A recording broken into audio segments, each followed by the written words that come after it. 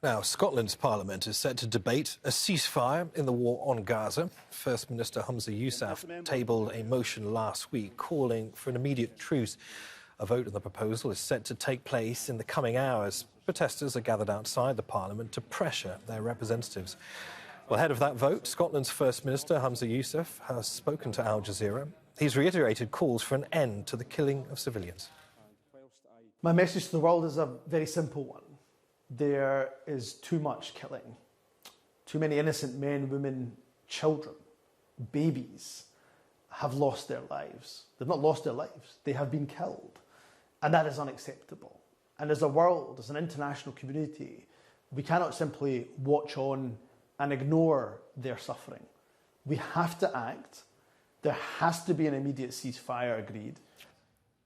Al Jazeera's Mohammed Al-Madoun joins us from outside the Scottish Parliament in Edinburgh. Mohammed, the war in Gaza has gained a lot of prominence there because of Humza Yousaf, the First Minister of Scotland's connections with Gaza. What are members of the Scottish Parliament saying about the conflict?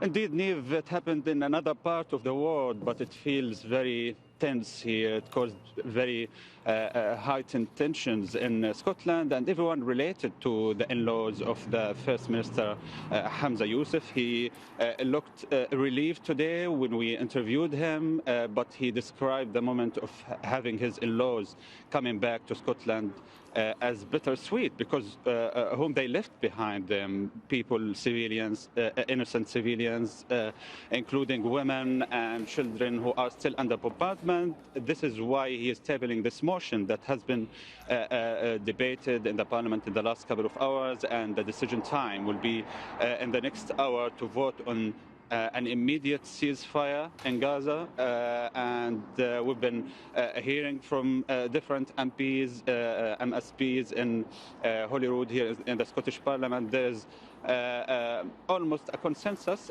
aside from the Conservative Scottish Party. It seems that all other parties will be voting for in favour of an immediate ceasefire in the next hour here in the Scottish Parliament.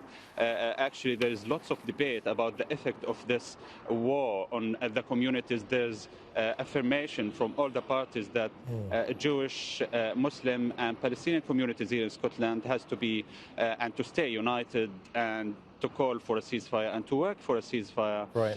And the First Minister, he called all parties to uphold the international humanitarian law.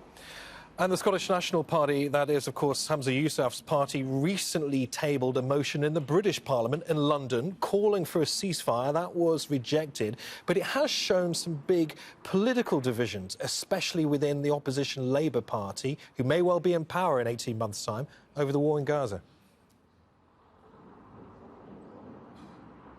And interestingly here, the Scottish Labour Party, Anna Stroy, the leader of the Scottish Labour Party, has confirmed moments ago that he will vote for an immediate ceasefire. He's diverging himself from the position held by the leader of the Labour Party, Sir Keir Starmer, that we saw in the last week when most of the Labour MPs voted against a ceasefire in Gaza, and they tabled their own amended motion.